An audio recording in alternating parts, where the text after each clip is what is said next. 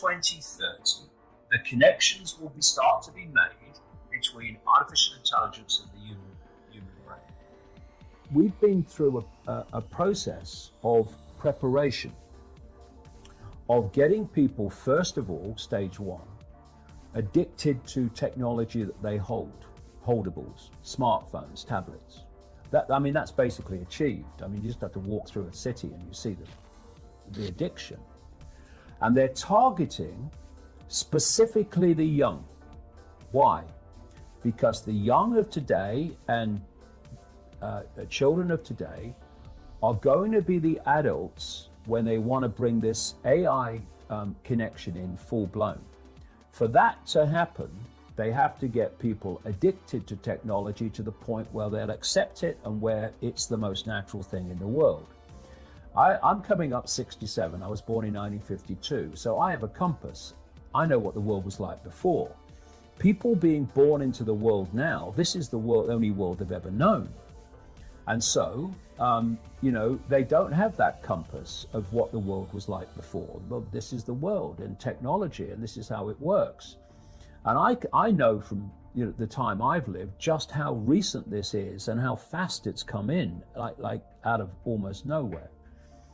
And so the first stage is to get people addicted to technology to the point where, at the most extreme, they'll get up in the dead of night and they'll queue, stand in line outside an Apple store to get the first of the new technology. And what they want eventually, and not too distant into the future, is people basically lining up to be connected to AI. In the same way that people in Sweden now are having parties to celebrate someone being microchipped, right? It's all this connects. So the next stage, because the idea is to get in the body, the next stage is to get on the body. So we went from just holdables, we went to wearables, we went to Bluetooth and Google Glass and Apple Watches and all these other gadgets that go on the body now. Even what they call electronic tattoos that are basically microchips on the skin. And the next stage is to go in the body, which is already starting in places like Sweden. And the idea is to take this on, and people like Ray Kurzweil, who is a Google executive. Google and Facebook are really at the cutting edge of this stuff. People think it's a social media operation only or a search engine only. No. This whole Google group now, which is given the name Alphabet, are absolutely at the cutting edge of this whole AI technology. So is Amazon.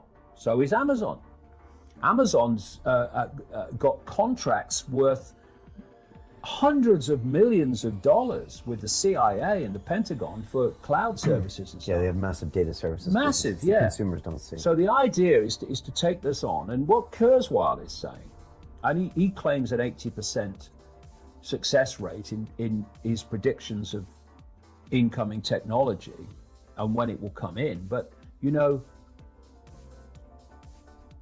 if you know when it's going to come in, then you've got a great chance of predicting it.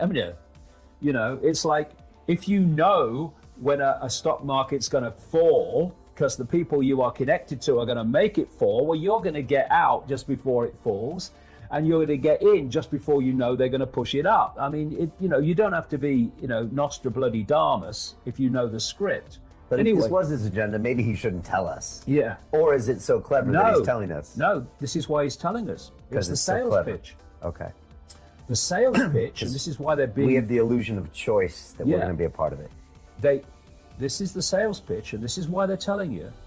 The sales pitch is when we connect to artificial intelligence, we'll be superhuman. That's what the sales pitch is. That's his sales pitch. Right. That's going Siri, to be the sales pitch. Alexa, all these things. Yeah.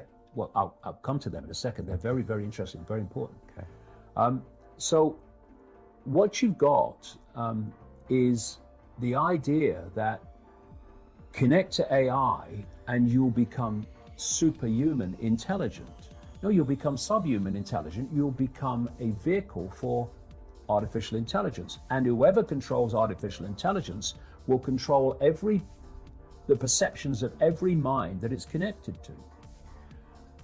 And that's the sales pitch, but then that's the reality of what it really means. Now, if you're going to make a physical connection with AI, you're not going to do that on a mass scale until you've made a psychological connection. And there is a process, a psychological process, which is known as preemptive programming. Preemptive programming is this.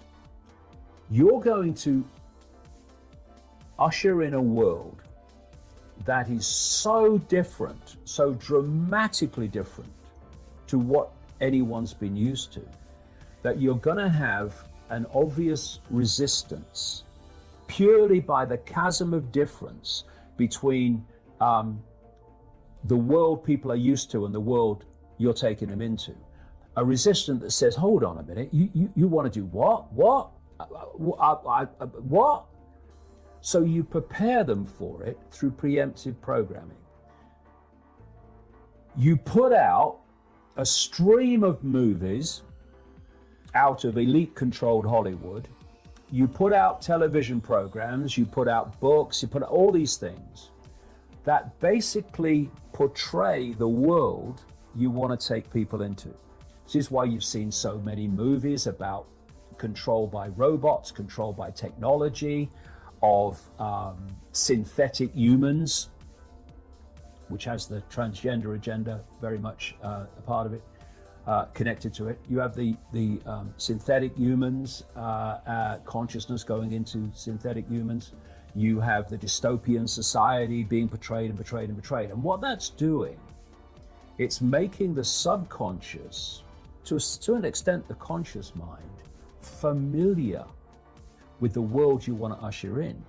So when you literally start to bring it in, there's not that chasm that there would have been before. There is almost a familiarity with it because you prepared people by portraying it over and over again in movies. And another part of this psychological connection with artificial intelligence, so we'll accept the outcome that I've talked about, is these Alexas and these Echoes and these so-called office assistants or personal assistants. Because people, I've met people who've got one in every room. And you start to interact with them as if they're human. And now they're bringing in internet-connected toys for kids, even little kids, and Barbie dolls that they can actually have conversations with artificial intelligence. They're now bringing in these robots that are these synthetic robots that are looking more and more like humans.